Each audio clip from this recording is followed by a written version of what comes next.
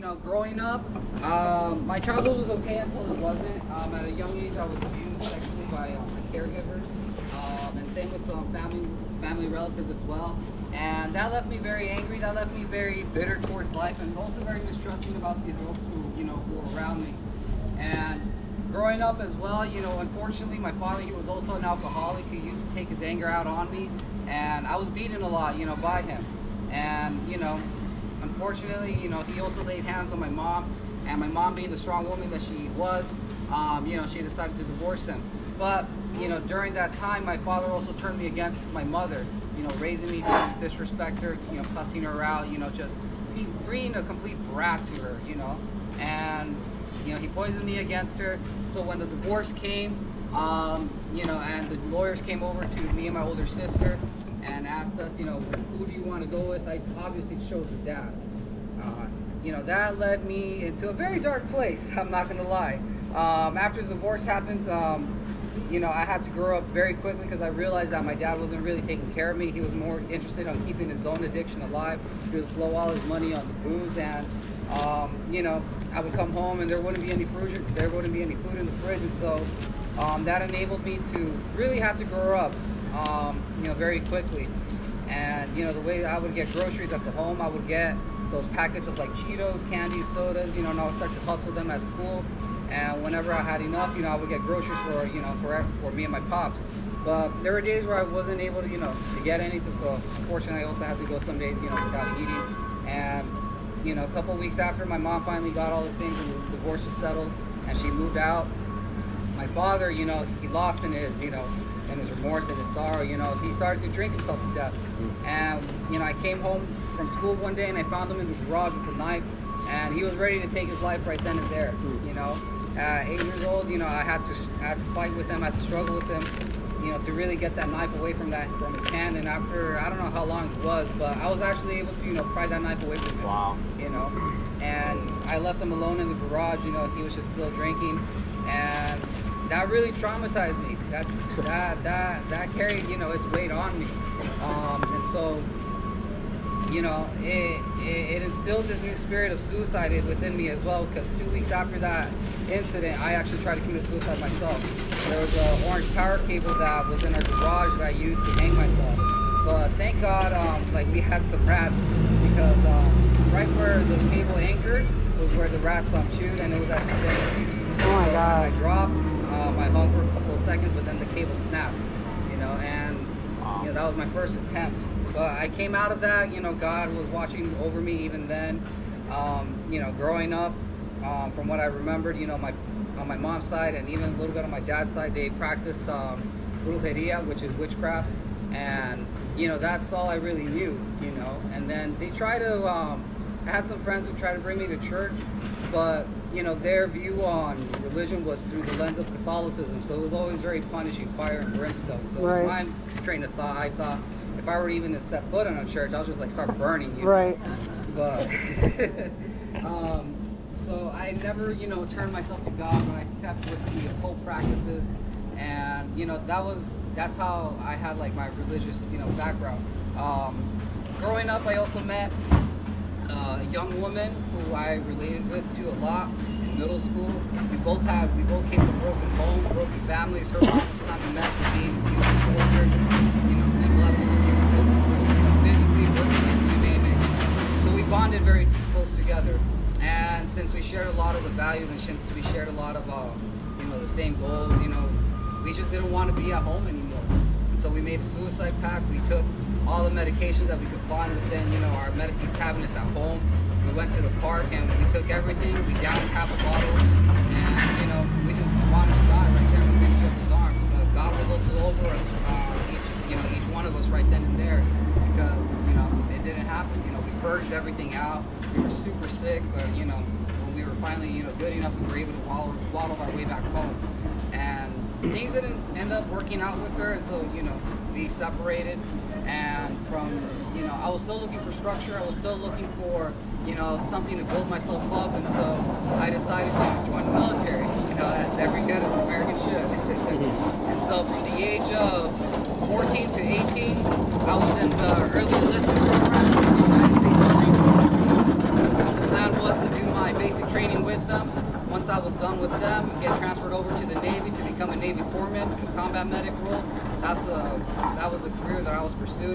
so that also exposed me to a lot of war footage, a lot of injuries, a lot of traumas as well that they were preparing me, to look at, to prepare me, to do and everything. Unfortunately, I passed my ASVAB, which is the test, the paper test that we had to take. But on the medical evaluation, I actually got disqualified because of my right eye. I have heavy astigmatism, and during that time, they didn't have the surgery to fix it. And so, I had to be acclimated to civilian life. And from there, I found it still very difficult. I knew that inside I was still very, still very broken, still very, angry, depressed, and everything because of everything that has happened within my life. And so I sought to get help. And I didn't do it through God. I did it through therapists, psychiatrists, and all these other things, which only ended with them prescribing me different psychiatric medications. They started me with a few. I was on Lexapro, Abilify, and Trazodone, but slowly it went up to Decapo and Lithium at the very end. All of them at their minimum dosage, but then, they slowly maxed out all the way through. Right. And at a day, I was taking about 30 pills every day just to feel quote-unquote normal. But in reality, I felt more of a zombie. I felt more dead than anything. It was just masking all of the pain because I still had those thoughts of suicide. I still was very depressed. I was still very angry with everything and everyone. And so, I tried to take my own life again. This time was through, trying to take out as many people with me and then anger to the world. I tried to collide my car in the freeway with multiple other vehicles, but God was also with me and with those people as well. Every time I would try to swerve, God would have them sort of move away, not even violently, but just, they just happen to turn to a different lane, and it's like, what gives, Right. I pulled over, I was still angry and depressed. I called the suicide hotline. They walked me through it. They got in contact with my sister. They were on the phone with me. I drove all the way home, and then from there, my sister took me over to the hospital, and I got admitted for 5150 for me trying to kill myself. It's only, only served to really, fill their pockets because they really don't care for you at all. Right. They just want to prescribe you more drugs, keep you in their facilities, charge your insurance, and then just, let you go. Because every night when the psychiatrist or doctor will come in and be like, how are you doing? How you feeling? Good? Yeah, all right. Boom, he's out. Not even a full minute conversation would go by. Just check. Here you go. Boom, I'm out. And so, going out of that, I was still very angry, still very depressed with everything. And during that time in my life, I also got back with my ex, who we had the suicide pact with. We tried to work things out, now as adults. But there was just too much trauma that she went through with her life, and there was also a tremendous amount of trauma that I went through in my life that didn't let our relationship work. We were constantly triggering each other, we were constantly fighting and everything, and during that time I still didn't know how to value myself. I valued myself through the people I was with and my relationships, and so from there, it was just getting to that point. She broke off the relationship, and I just had it, I was just broken. I was defeated. I had no purpose or real value, at the time. And I was angry and I was depressed and I was scared and everything. And so I decided to take my life again. And this time it was through these scars that I have on my wrist right here. And this is a byproduct of my 21-year battle with depression, with anger, and anxiety, and all of as well. And so, having that attempt, I committed suicide in front of her. We were just fighting back and forth, and as we were fighting, I was just cutting myself and everything. She noticed the pool of blood that was gathering underneath me. She called the paramedics, but even then, I was fighting with them. Police came over. They had to subdue me, get me in handcuffs and everything. But at that time, I already lost a tremendous amount of blood. On the way to the hospital, I actually died. I was out for about 5 minutes until I got to the hospital. They were able to fill me back up with blood and fluids and everything, stabilized me. Waited a couple of days for me to, be better, for them to go in and do the repair that they had. Because I severed my tendons right here and a little bit right here as well.